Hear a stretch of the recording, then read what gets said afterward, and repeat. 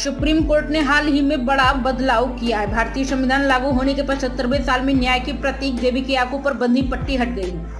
हाथ में तलवार की जगह भी अब संविधान ने ले ली। हालांकि सर्वोच्च न्यायालय के इस कदम पर अब राजनीति तेज हो गई है। शिवसेना उद्धव गुट के नेता और सांसद संजय राउत ने कोर्ट के इस फैसले की आलोचना की और बीजेपी संघ पर निशाना साधा है। उन्होंने कहा, न्याय की देवी के हाथ से तलवार निकाल दी और संविधान दे दिया।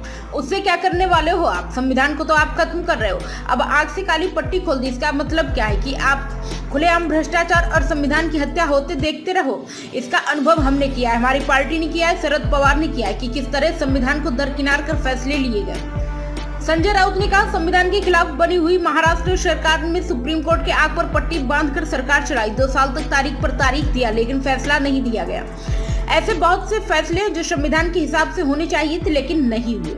उन्होंने कहा, न्यायमूर्ति के हाथ में एक तराजू होता है और आंखों पर पट्टी होती है। इसका मतलब सबको बराबर न्याय मिलेगा।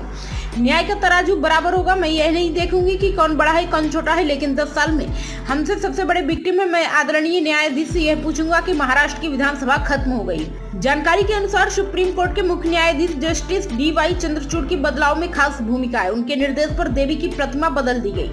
सुप्रीम कोर्ट में न्यायाधीश की लाइब्रेरी में नई प्रतिमा लगाई गई है। पहले देवी की आंखों पर पट्टी होती थी, एक हाथ में तराजू, दूसरे में सजा की प्रतीक तलवार थी। जस्टिस चंद्रचूड़ का मानना है कि भारत को अंग्रेजी विरासत के आगे निकलने की जरूरत है।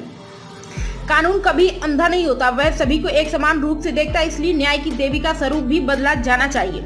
हाथों में संविधान संदेश देता है कि न्याय संविधान के अनुसार किया जाता है। दूसरे हाथ में तराजू प्रतीक है कि कानून की नजर में सभी समान है।